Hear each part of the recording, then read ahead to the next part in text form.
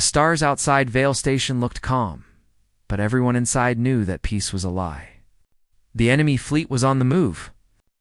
Lights flashed on the radar, one after another, like raindrops in a storm. Every red mark was a Xerath warship. They were getting closer with every passing second. Commander Rin stood at the command deck, watching the display with a steady gaze. His armor was scratched from years of battles, and a deep scar crossed his chest beneath it, a mark from a fight he could never forget. Some said it was from a plasma blast. Others said he took it, saving a squad mate. Rin never spoke about it. He had long ago stopped caring about where pain came from. Around him, the crew moved fast. Captain Mara shouted coordinates to the gun teams. Technician Sol tried to keep the shield power stable as the core temperature climbed. Every sound was sharp and urgent. The hum of engines, the metallic click of boots, the buzz of comms. The station felt alive, like a giant creature holding its breath before a final stand. "Status report," Rin said. 17 enemy ships confirmed, Mara replied. "They're forming an attack ring. They want to cut us off before the fleet arrives," Rin nodded. "Then we hold the line." The words were simple, but they carried the weight of everything the crew needed to hear. There was no escape, no retreat, only survival. Vale Station had been built to watch the edges of human space. It was never meant for full-scale war, yet now it stood as humanity's last outpost in this sector. Beyond it, Earth's colonies waited, praying for news that the defense would hold. Outside the viewport, the stars began to move. The Xerath fleet arrived in perfect formation, dark and smooth like blades of glass. Their ships glowed with blue light from within, pulsing with a rhythm that seemed alive. Enemy weapons charging, Sol warned. Arm main batteries, Rin ordered. Target the lead cruiser. The station's cannons roared to life. The sound shook the walls as beams of plasma shot across the void. The first volley hit true. A Xerath ship burst apart in a silent explosion of blue fire. The crew cheered, but Rin raised a hand. "Stay focused." That was the easy part. Second wave came harder. Xerath beams hit the shields, shaking the entire station. Panels burst. Sparks rained down. The air filled with smoke and the sharp scent of burned metal. Shields down to 60%. Sol shouted. "Divert auxiliary power," Rin said. "I already did," Sol replied, his voice strained. "We're running on emergency reserves." The lights flickered. The floor trembled as another blast hit the outer hull. Rin looked at the tactical map. The enemy ships were closing in, forming a spiral pattern. It was a signature Xerath maneuver meant to trap and crush their target. He had seen it before. "Few live to tell about it," Commander Mara said softly. "We can't hold much longer." Rin stared at the scar on his chest as if it could answer him. It had never faded, not even after years of healing. It was a reminder that he had survived the impossible once before. He straightened his shoulders. "Prepare evacuation for all non-combat staff. Get the shuttles ready. Everyone else to defense stations?" Mara hesitated. "You're staying?" "I'll hold them off until the last shuttle clears," Rin said. "Someone has to keep their attention." The crew didn't argue. They knew him too well. Rin was not the kind of man who left first. Minutes passed like hours. One by one, the evacuation pods launched, streaking toward the nearby moon. Rin watched each one vanish from the scanner until only his defense crews remained. The enemy was closer now. The outer hull was breaking apart. Suddenly, a blinding light filled the command deck. The Xerath had deployed a new weapon, a pulse cannon that twisted space itself. The first blast hit the station's outer ring, tearing metal like paper. The shockwave threw Rin to the ground. He felt heat sear across his armor as sparks flew in every direction. "Seal bulkheads," he shouted, pulling himself up. Too late, Sol called out. "Hull breach in sectors 5 through 8. We're losing air pressure." Rin's heartbeat thundered in his ears. He activated his helmet and locked the seals. The deck tilted as the artificial gravity failed. Alarms screamed through the station, the sound mixed with the deep rumble of destruction. "Main power is collapsing," Sol said. "Then we do it the old way," Rin replied. He drew his sidearm and aimed at the nearest screen, setting manual control. Target their command ship. Fire all remaining cannons. The station's weapons fired one last time. The recoil shook the deck, but the result was worth it. The Zareth command ship exploded in a burst of light. For a brief moment, the enemy formation faltered. "Direct hit," Mara said, faint smile on her face. But the victory was short. A second energy pulse swept across the battlefield. It wasn't a weapon. It was something else. The light grew stronger, flooding through the station's walls. "What is that?" Sol asked. Rin shielded his eyes. "Energy wave." "From their core ship?" "No, sir," Mara said, scanning the readings. "It's not coming from them. It's forming around us." The air vibrated. The station's metal groaned, as if alive. Rin felt a strange pull in his chest, right where the scar was. It burned, not like pain, but like fire running through his veins. He fell to one knee, gripping his armor. "Commander." Mara rushed toward him. "Get out of here," Rin said through clenched teeth. "Finish the evacuation. I'm not leaving you." The energy grew stronger. It was no longer light. It was sound and heat and something deeper, something that reached into his very mind. He saw flashes of color and shapes that didn't belong to any known world. He heard whispers, voices that weren't human. Calling his name, Rin tried to move, but couldn't.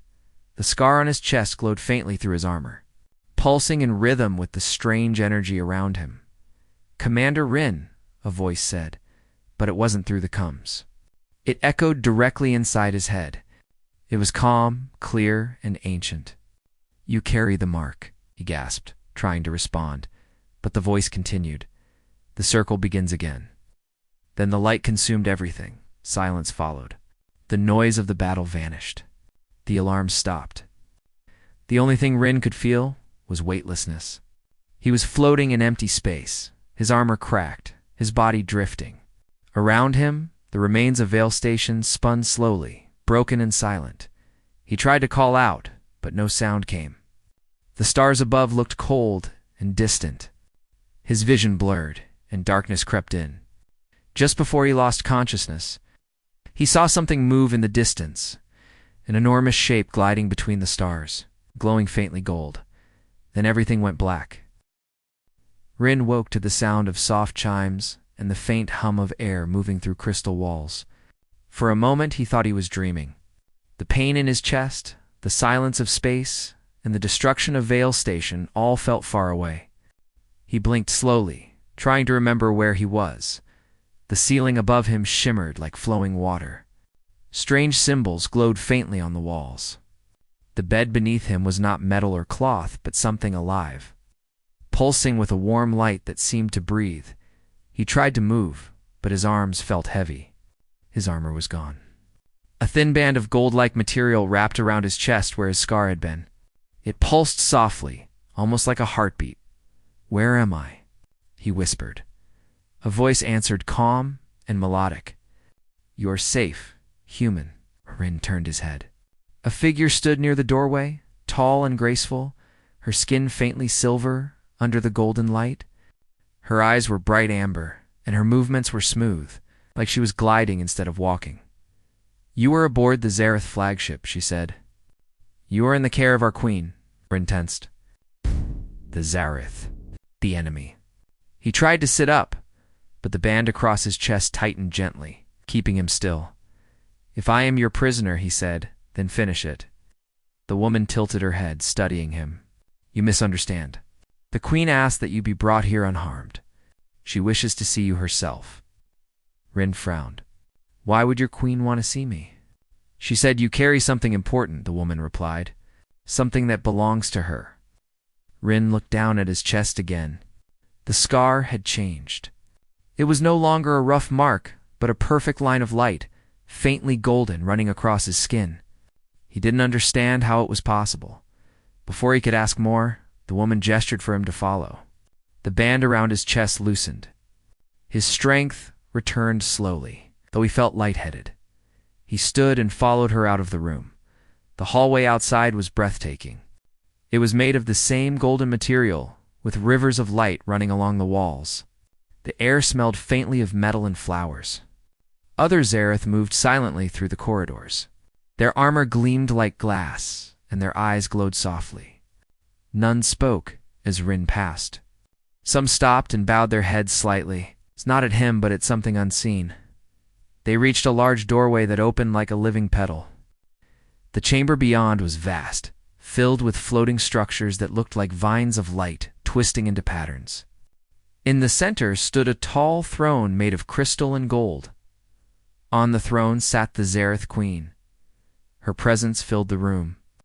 She was unlike the other Staller, her form brighter, her eyes deep silver with a glow that pulsed like a star. Her crown seemed to grow directly from her head, made of living crystal that shifted with her movements. When she saw Rin, she stood. "Leave us," she said softly. Her voice carried authority that left no room for refusal. The attendants bowed and stepped out, leaving the chamber quiet. Rin stood still. The queen walked toward him, her steps light and steady. She stopped just a few feet away, her gaze locked on him. "So it is true," she said, her voice almost a whisper. "You survived." Rin met her eyes, confused. "What are you talking about? Who are you?" "I am Queen Arasha of the Zareth Dominion," she said. "And you, human, are the one I have been searching for. You've got the wrong person." She reached out slowly, as if asking permission, and placed her hand against his chest. The moment her fingers touched the scar, a soft wave of light passed through the room. The walls glowed brighter, reacting to her touch. Her eyes widened. "It was you," she whispered, her voice trembling. Rin stepped back, startled. "What do you mean? What was me?" The queen looked at him, her expression filled with something between awe and sorrow. "Long ago, during the first war between our people, a great weapon was used. It was designed to destroy both sides completely, but someone stopped it. A single being absorbed its power and vanished. The weapon's energy bore the mark of unity, a scar shaped exactly like this one." She pointed at his chest.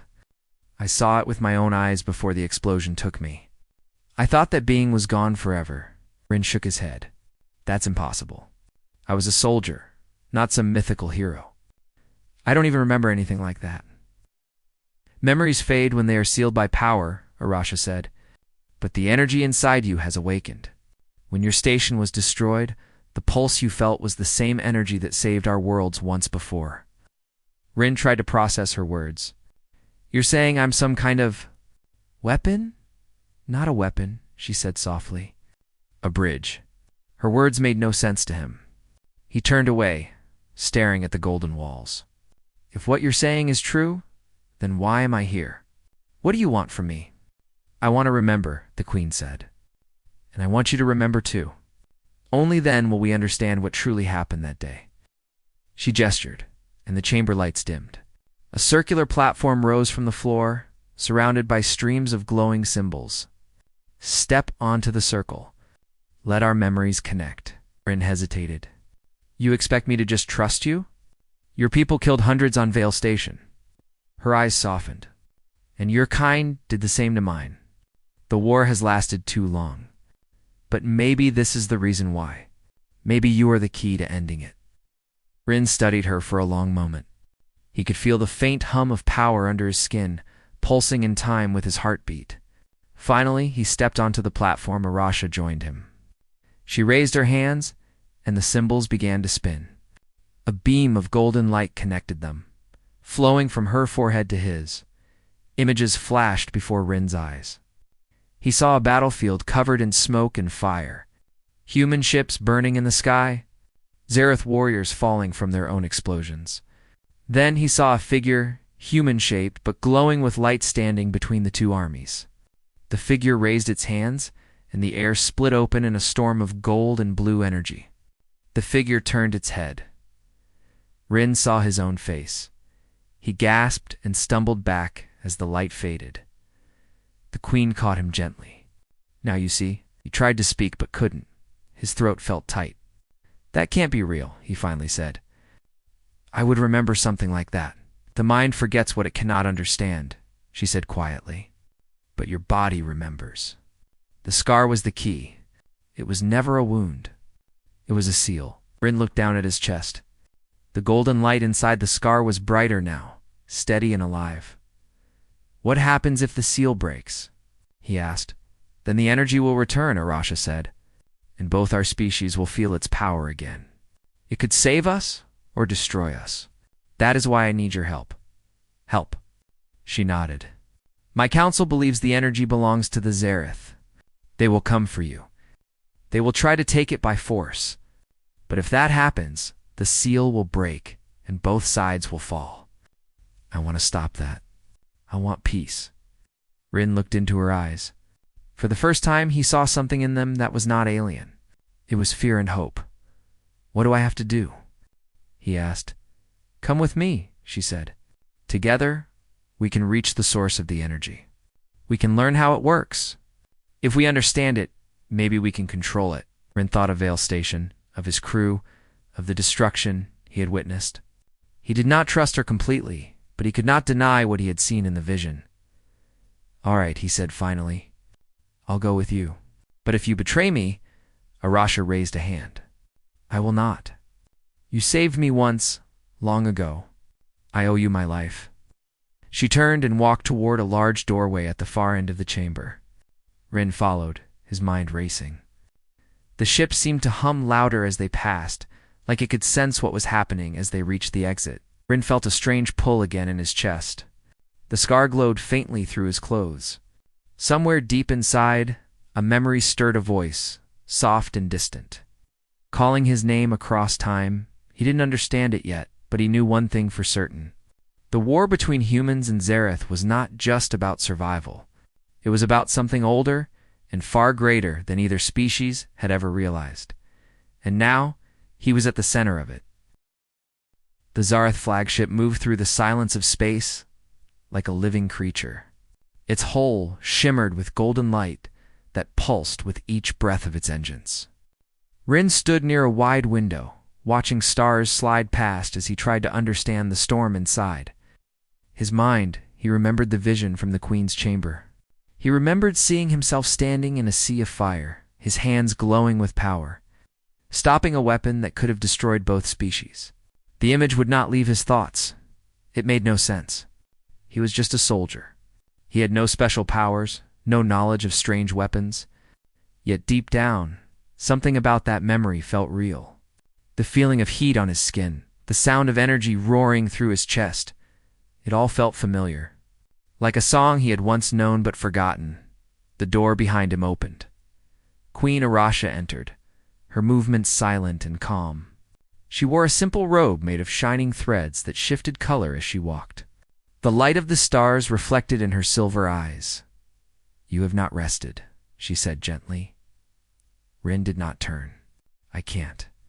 Every time I close my eyes, I see it again. That moment. The light, the destruction. The faces of people I can't even name. Arasha stepped closer. The memories are returning. The seal is weakening. He frowned. Is that a good thing or a bad thing? It depends on what the energy within you decides, she said. The power you hold is not just light or fire. It is the memory of unity.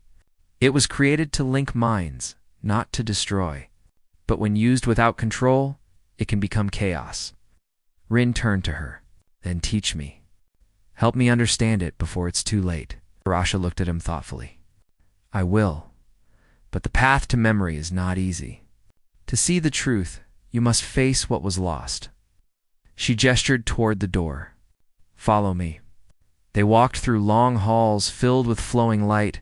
The deeper they went, the quieter the ship became. Eventually they reached a round chamber filled with floating crystals. Each crystal glowed softly and released tiny ripples of sound that echoed like whispers. This is the Chamber of Echoes, Arasha said. It holds the memories of those who lived and died for the Xerath. Every crystal is a voice from the past. Rin looked around in awe. And you want me to use this place? Yes, she said. If your mind is linked to the energy, the echoes may answer you. Sit here. He sat in the center of the chamber.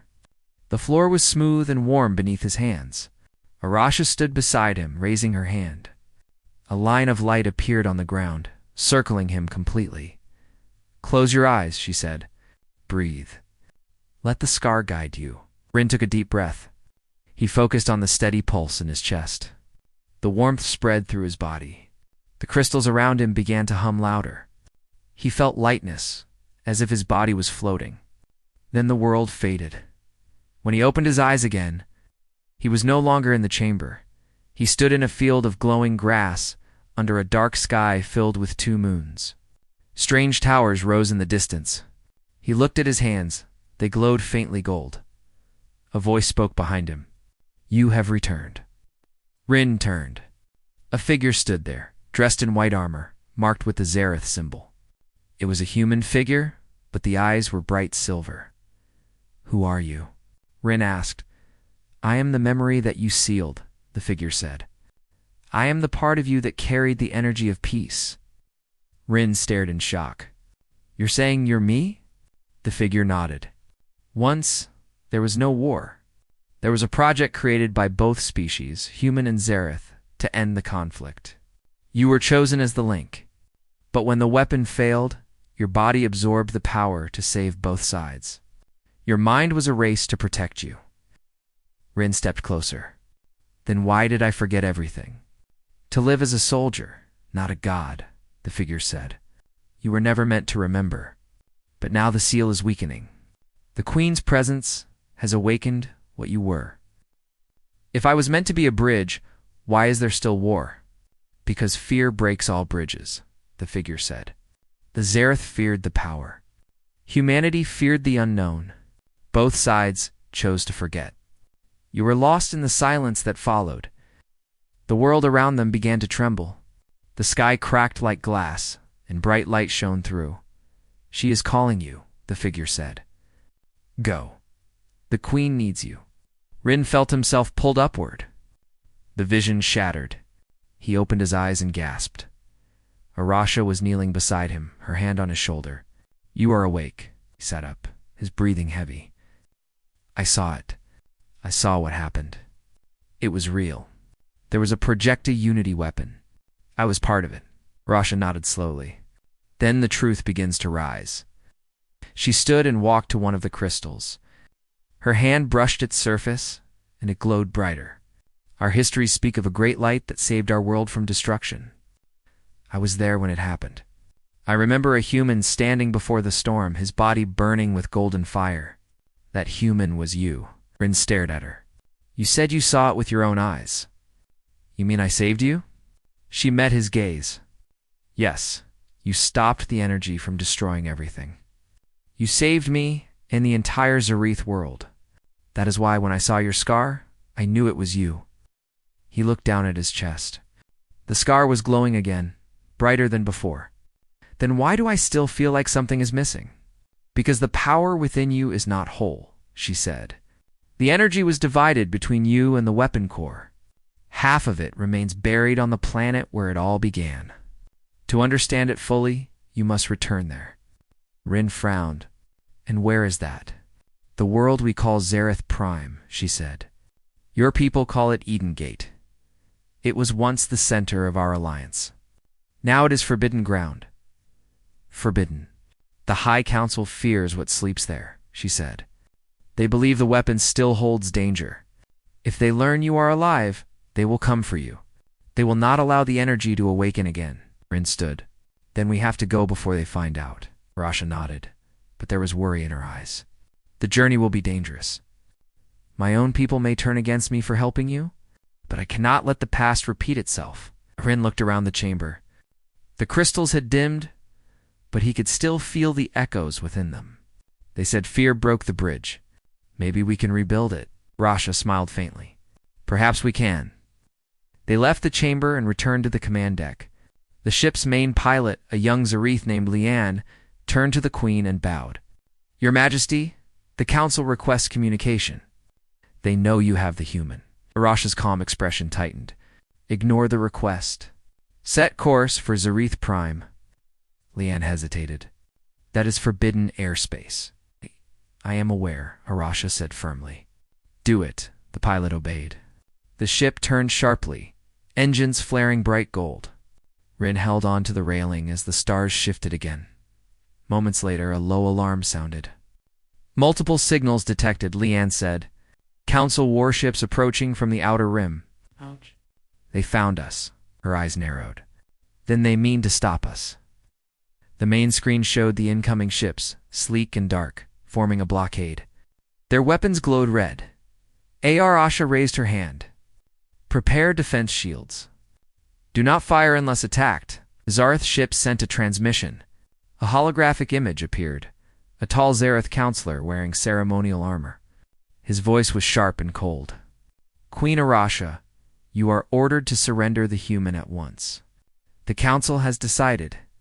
The being carries forbidden energy that belongs to the Dominion. Rin stepped forward. If you want the energy, come take it. The counselor ignored him. Your Majesty, you are breaking the oldest law. Stand down, or we will engage. Arasha's tone was steady. If the law demands destruction, then the law must change. I will not surrender him. The hologram vanished. The enemy ships opened fire. The flagship shook violently as beams of red light struck the shields. Sparks flew across the deck. Leanne struggled with the controls. Shields dropping to 70%. Rin grabbed the rail. Let me help. I can link with your systems. Rasha looked at him. You were not trained for that. Maybe not, but the energy in me reacted to your ship before. Maybe it can boost your defenses. She hesitated for a moment, then nodded. Do it. Rin placed his hand on the control console. The instant he touched it, the scar on his chest flared with golden light. The ship responded. The walls pulsed with energy and the shields brightened, forming a stronger barrier. Leanne stared in amazement. Power output doubled. Shields stabilizing. Arasha looked at Rin with quiet wonder. You are becoming what you once were. Rin's voice was steady. Then let's survive this. The Zareth flagship surged forward, pushing through the blockade. Beams of gold energy shot from its sides, creating a path through the enemy fleet. One by one, the council ships fell back, systems overloaded by the strange energy radiating from Rin's presence. Within minutes, the path was clear. Course set for Zareth Prime, Leanne said. We are through. Rin released the console, breathing hard. The glow on his chest faded slowly. Arasha placed a hand on his shoulder. You are the bridge once again. He looked at her, the stars shining in his eyes. Then let's finish what we started. The flagship vanished into the dark void, heading toward the lost world, where the truth waited to be revealed. The Zareth flagship, Orion's Grace, flew through the endless dark toward Zareth Prime. The stars outside looked peaceful, but Rin knew danger was close. The Queen's rebellion against her own council had changed everything. Now both the Zareth High Council and the human fleets would see them as enemies. Rin stood at the viewport, staring into the black ocean of space. His reflection stared back at him, the golden scar across his chest glowing faintly through his shirt. It pulsed in rhythm with the ship's engines, as if the two were linked. Behind him, the door slid open, and Queen Arasha entered. She moved with quiet grace, though Rin could sense the weight of worry in her every step. They will follow us, Rin said, without turning. The council will not forgive this. I know, she replied, but there is no turning back. The truth lies on Zareth Prime.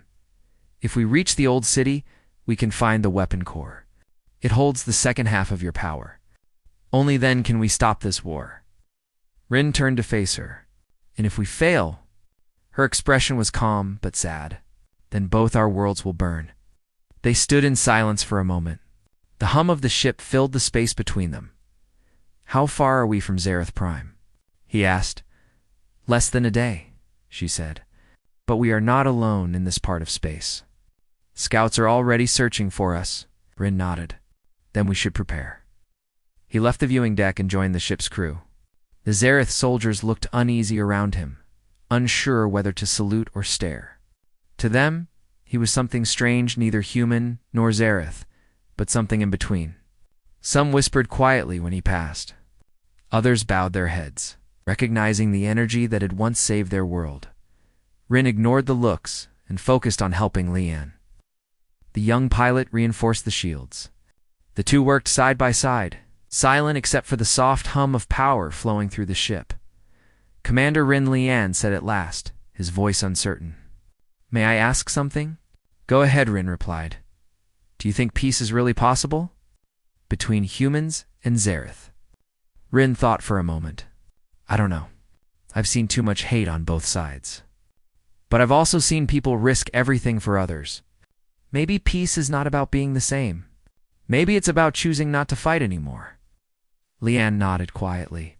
"Then I hope we make it." Before Rin could answer, an alarm echoed through the bridge. Multiple ships detected. A voice called, "Council interceptors approaching fast." Rin rushed back to the command deck where Arasha stood. On the screen, small, sleek ships appeared, forming a wide circle around them. "They found us," she said. "Can we outrun them?" Rin asked.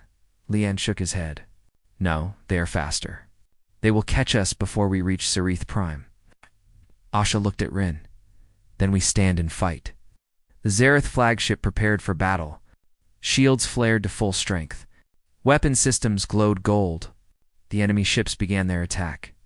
Firing beams of red light that cut across the darkness, Rin felt the energy inside his chest react. It was as if his heartbeat matched the rhythm of the ship's weapons.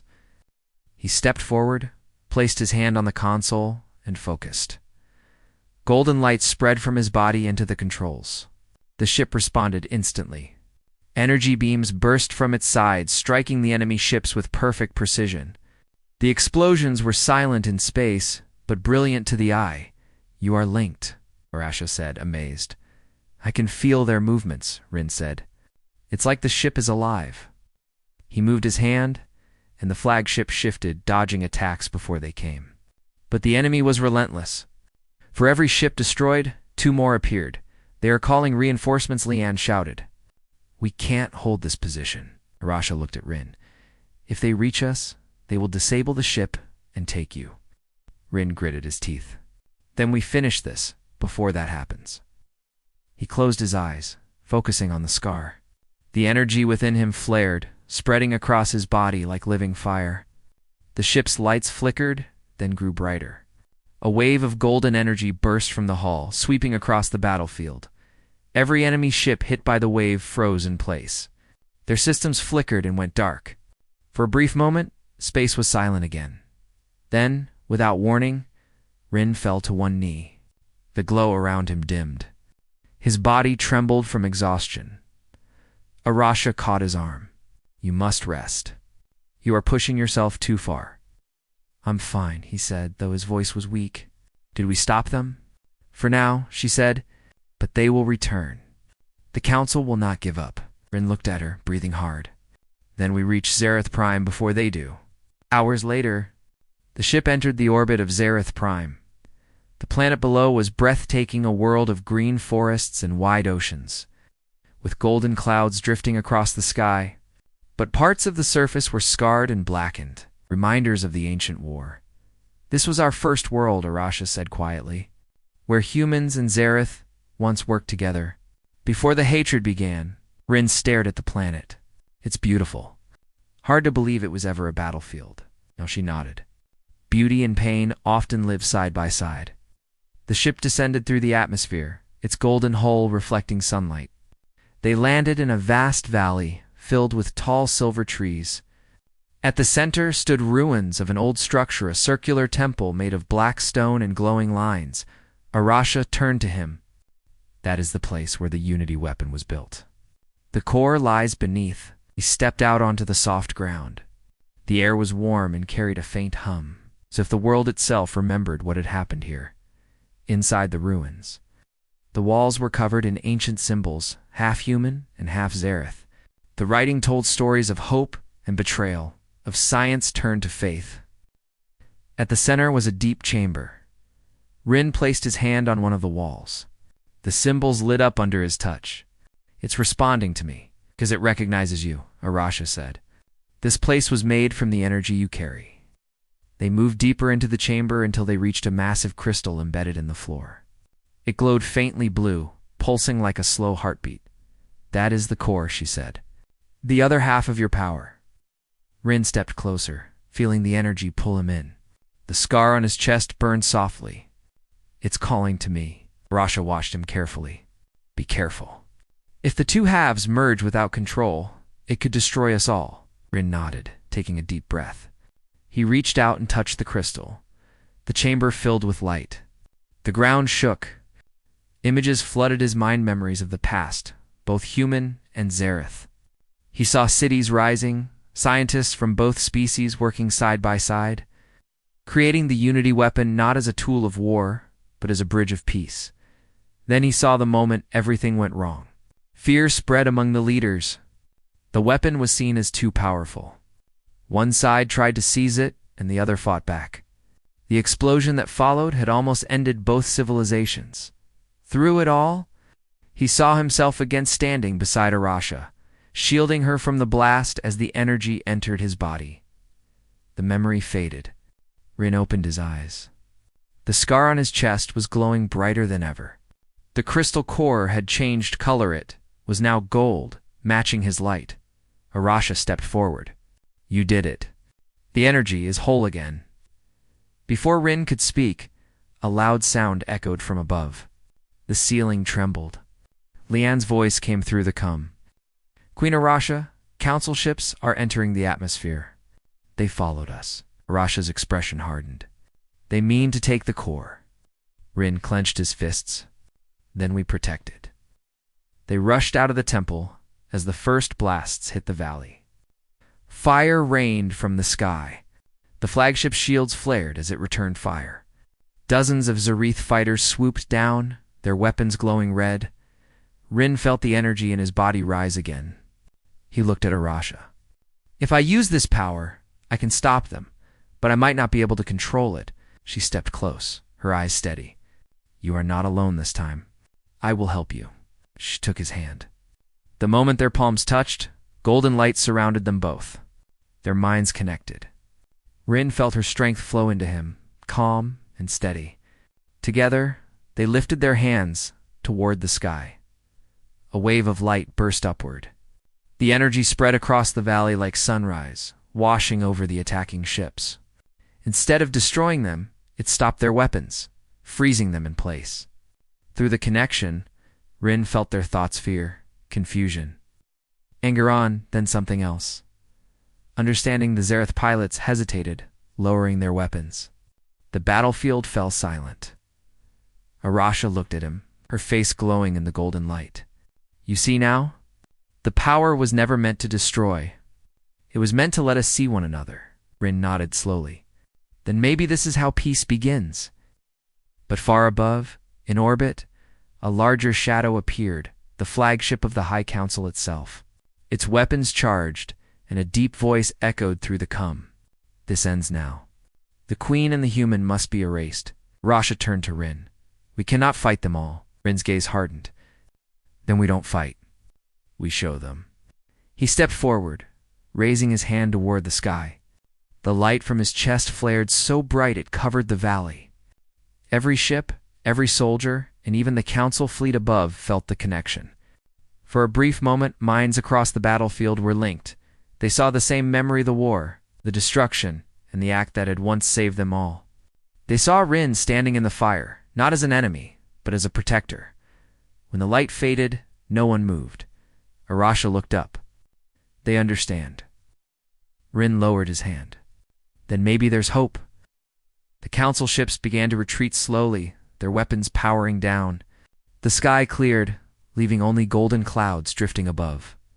Arasha turned to Rin. The war of bloodlines has ended. Samir stood at the edge of the citadel's highest balcony, feeling the soft wind brush against his face. The sky above Varelia was painted in deep shades of violet and gold, reflecting on the crystal towers that surrounded them. The battle had ended hours ago, but the air still carried a faint hum of energy from the last conflict. The rogue faction was defeated, their ships scattered across the valleys below, and the Queen's people were slowly returning to their calm. Majestic routines. Leora joined him, her eyes still shining from the intensity of the day. It is finally quiet, she said, her voice soft but firm. I can't believe it's over, Samir nodded, his fingers tracing the scar on his chest. It no longer felt like a wound. It pulsed faintly, like a heartbeat connected to the life of Varelia itself. That scar had marked him as different, as special, and now he understood why. Every choice he had made, every moment of courage, had led to this.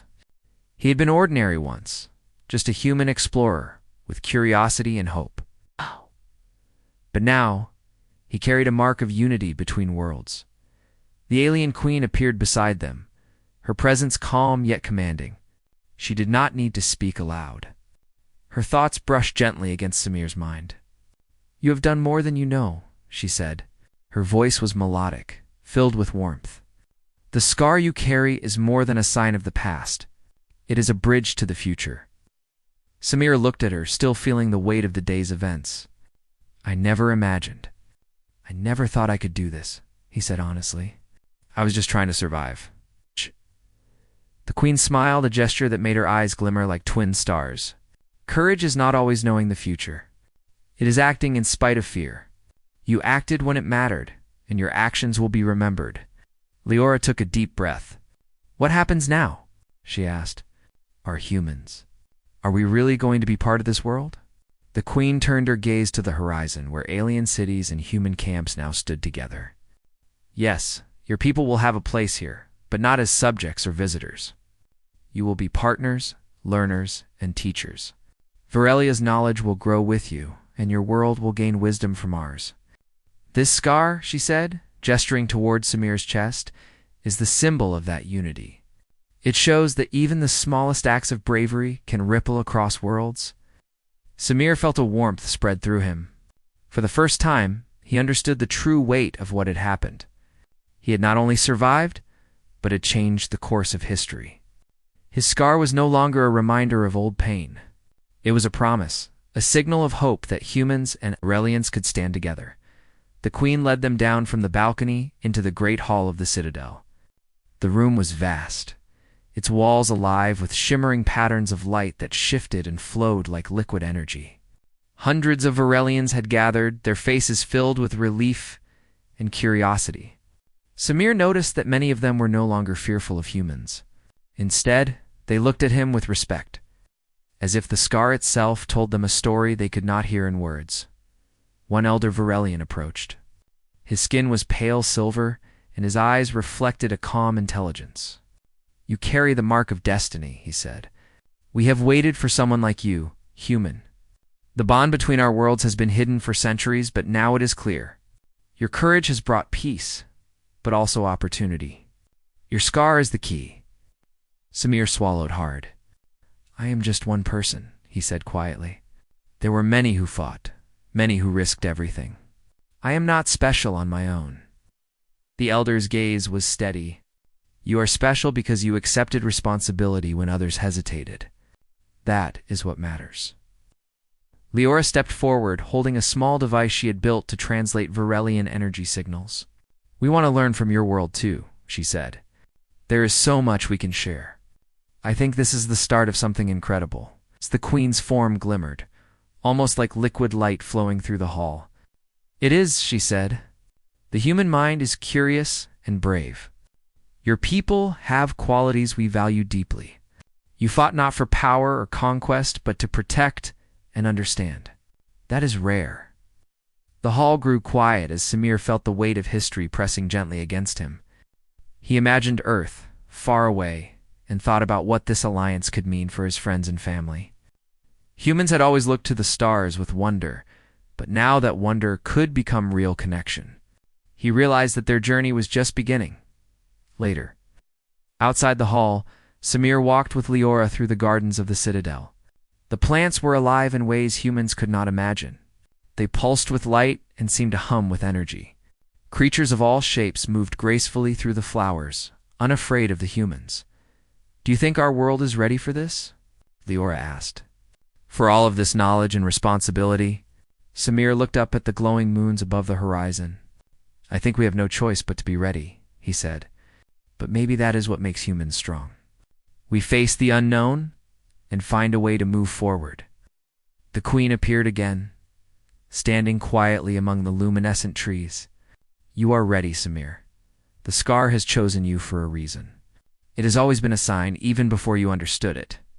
You are the first of many bridges between our species. Samir placed his hand over the scar and felt the faint pulse of energy. It was steady now, like a heartbeat synchronized with Veralia itself. I understand, he said. I will do my best. The queen nodded and faded into the light, leaving Samir and Leora alone with the beauty of the gardens. The energy in the air felt alive, as if the planet itself was celebrating. Samir thought about the battle, the trials, and the moments of doubt. Every challenge had led to this moment, and he felt a quiet pride.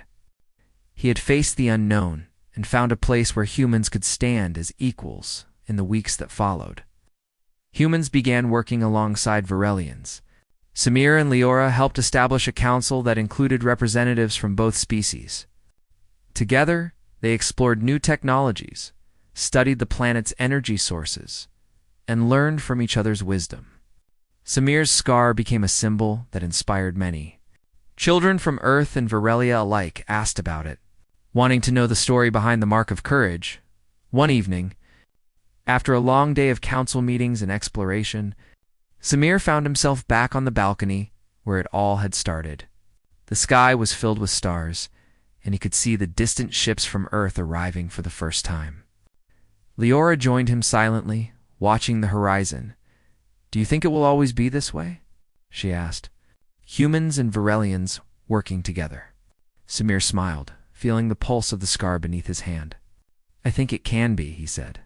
As long as we remember why we are here and what we stand for, we have a chance to build something new, something better. The Queen's voice echoed softly in his mind, a gentle reminder of the journey they had shared. It was you, she whispered. Your courage shaped the path. Never forget it. Samir closed his eyes, letting the words sink in. He had learned that being human meant more than survival. It meant choosing to act with hope, with bravery, and with care for others. His scar was no longer a mark of old pain or fear. It was a story of connection, a promise that humans could reach beyond themselves and touch the stars, as the moons of Veralia rose higher. Samir and Leora stood side by side, ready to face the future. The bond between Earth and Veralia had been formed through courage, understanding, and trust. The scar on Samir's chest would always remind him of that day, and of the promise that ordinary people could do extraordinary things when they chose to act. The night air was calm, filled with the hum of life across the planet. Samir felt hope swelling in his chest, a warmth that matched the pulse of his scar. He knew that many challenges lay ahead, but for the first time he felt ready. Humans had reached out to the stars, and the stars had reached back. And in that connection, he found his place in the universe. The alien queen had whispered the truth, and Samir had listened. It was him, but it was more than him too. It was a beginning. It was a legacy. It was a bridge between worlds that would stand for generations. And as the light of dawn crept over the crystal towers, Samir smiled. He felt alive, whole, and certain that the courage of one human could change the destiny of many.